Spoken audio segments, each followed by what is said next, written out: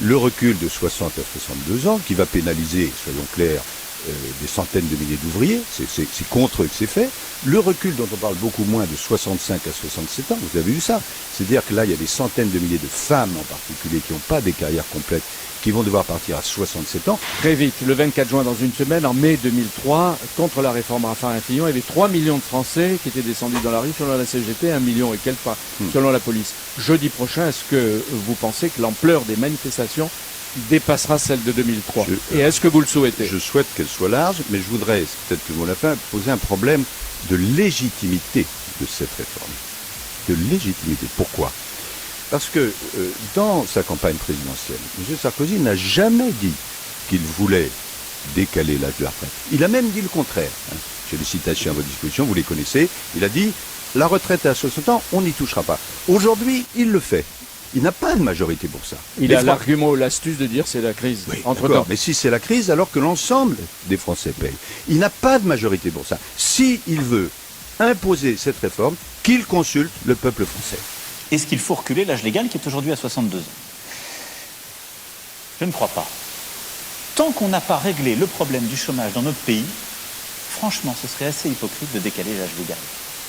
Les membres du Conseil constitutionnel se sont récemment octroyé une augmentation de salaire de 73%, je crois savoir, ce sont les emplois les mieux payés de la République. Le Conseil constitutionnel, qui fait partie de la Ve République, qui n'existait pas, il n'y avait pas de précédent auparavant dans les constitutions de la République, avait été créé au moment donc de la Constitution de 58 par Charles de Gaulle du bout des lèvres. À l'époque, on considérait que le peuple français était le peuple souverain et que s'il y avait une difficulté, c'était au peuple souverain de trancher.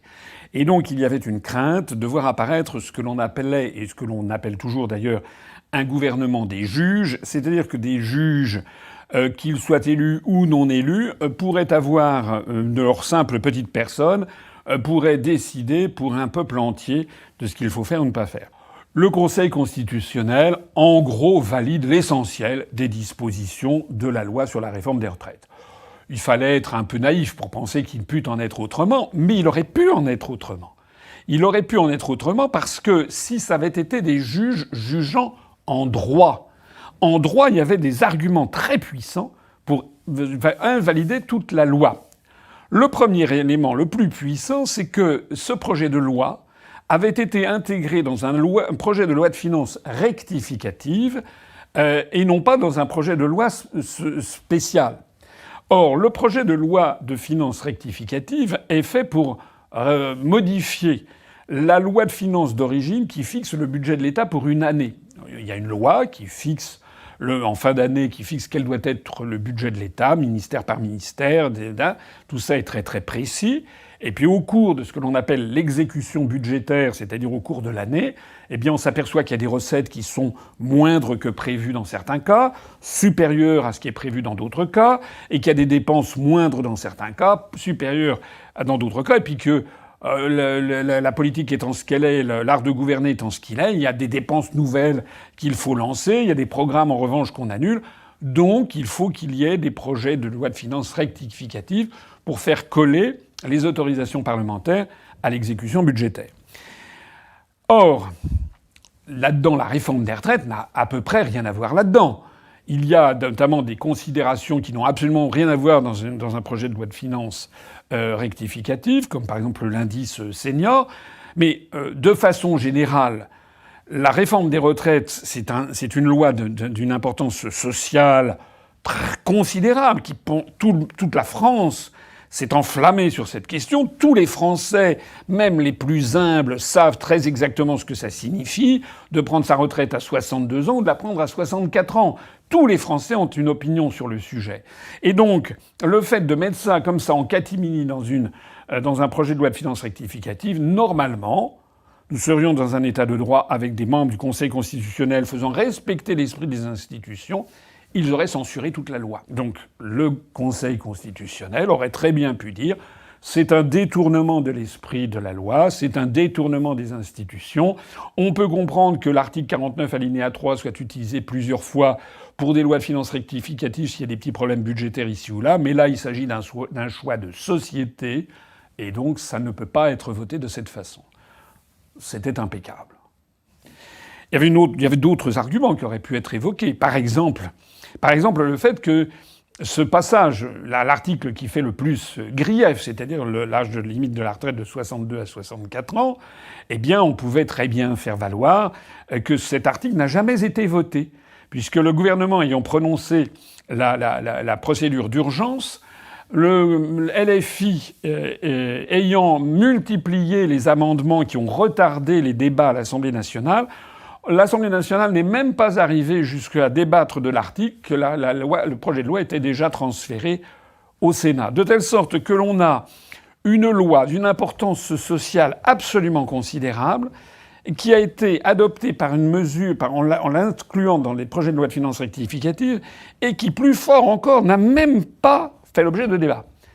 Le passage de 62 à 64 ans n'a même pas fait l'objet de débat. Le Conseil constitutionnel aurait très bien pu dire, il aurait été dans son rôle, de dire que c'était impossible d'adopter une loi d'une telle nature sans qu'il y ait eu au minimum un débat sur le sujet.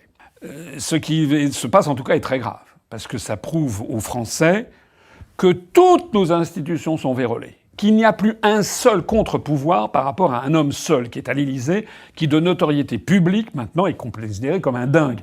On a donc à la tête de l'État quelqu'un qui a fait de cette affaire de la réforme des retraites une espèce de combat d'orgueil personnel. On a su par la bande que certains de ses proches avaient dit que, en fait, il se moquait du contenu, il voulait faire plier le peuple français, c'est son objectif. Son objectif, il prend un plaisir, on le voit, un plaisir malin au sens du mal, au sens du malin avec un grand M. Il prend un plaisir malin à faire souffrir les gens, à faire souffrir les Français, à leur imposer coûte que coûte sa volonté. On est donc arrivé à la fin d'un cycle, voilà, d'un cycle historique. Le Conseil constitutionnel, ce soir, en validant la quasi-totalité de la loi sur les retraites, vient de manquer une occasion historique de se redresser et de redonner foi dans les institutions françaises par le peuple français. Alors, plus précisément, le Conseil constitutionnel a avalisé tout le projet de loi. Il a retoqué simplement des dispositions marginales, d'ailleurs c'était déjà sorti dans la presse il y a quelques jours, concernant notamment l'indice senior, qui n'emporte aucune conséquence financière. Et donc ça avait d'ailleurs été manigancé, en fait, à l'origine, avec l'exécutif, très probablement, en mettant des petits trucs ici ou là pour que, globalement, le Conseil constitutionnel puisse offrir le spectacle de refuser tel ou tel point de détail. Mais si je reviens aux décisions du Conseil constitutionnel de ce soir, non seulement ils ont validé ce principe, mais en plus de ça, ils ont également rejeté le référendum, la demande de faire un référendum d'initiative partagée que proposait la gauche. Donc, c'est presque de la provocation, cette décision du Conseil constitutionnel, compte tenu de l'état d'esprit des Français et de la population.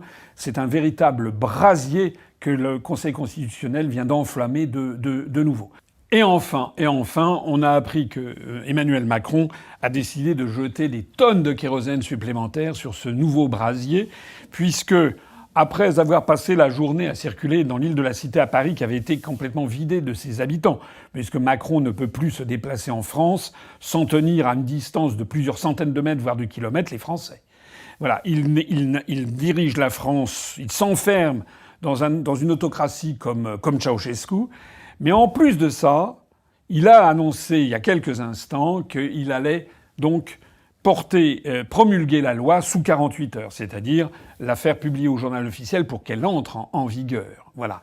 C'est-à-dire qu'il y avait cette ultime chance d'avoir encore des négociations et qui était ça. Ça veut donc dire que Macron a choisi l'épreuve de force, alors qu'il est vomi par au moins 80% de la population française, alors que la France est au bord de l'explosion sociale, eh bien il choisit le passage en force.